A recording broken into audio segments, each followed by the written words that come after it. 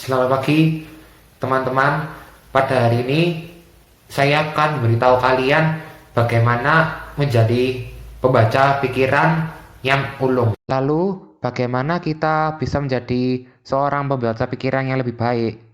Tim dari Psikologi Today telah merumuskan beberapa hal yang bisa membantu kita membaca pikiran. Pertama, kenalilah orang lain.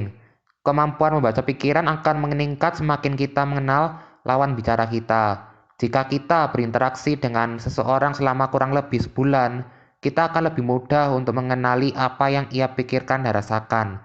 Hal tersebut dapat terjadi karena kita mampu mengartikan kata-kata dan tindakan orang lain dengan lebih tepat setelah mengamatinya dalam berbagai situasi. Kedua, kita mengetahui apa yang terjadi dalam hidup mereka dan mampu menggunakan pengetahuan itu untuk memahami mereka dalam konteks yang lebih luas. Kedua, minta umpan balik. Penelitian menunjukkan bahwa kita dapat meningkatkan kemampuan baca dengan cara menanyakan kebenaran dari tebakan kita. Misalnya, saya mendengar, sepertinya engkau sedang marah. Benar tidak?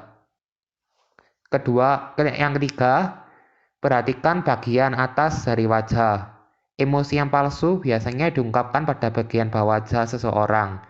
Sedangkan menurut Calin Prodan, profesor neurologi di University of Oklahoma Health Science Center, emosi utama bisa dilihat dari bagian ke atas wajah, biasanya di sekitar mata.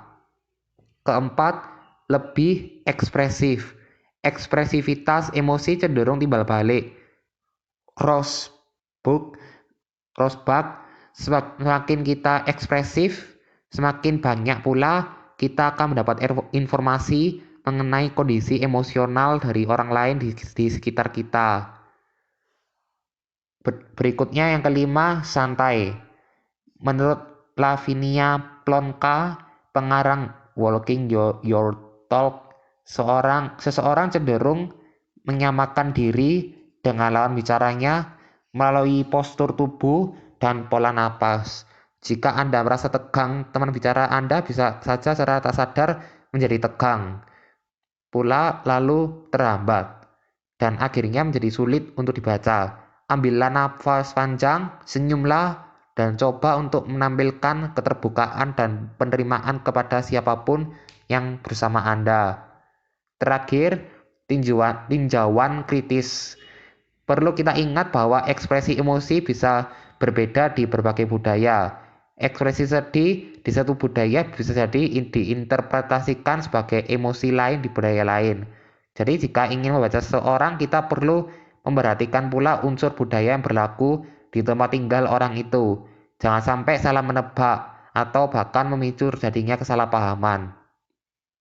Kita juga tak bisa mengesampingkan fenomena membaca pikiran ini sebagai sebuah fenomena yang biasa diasosiasikan dengan kemampuan supranatural. Sebab percaya tidak percaya, memang ada orang-orang yang memiliki kemampuan untuk membaca pikiran yang sulit dijelaskan ilmu pengetahuan.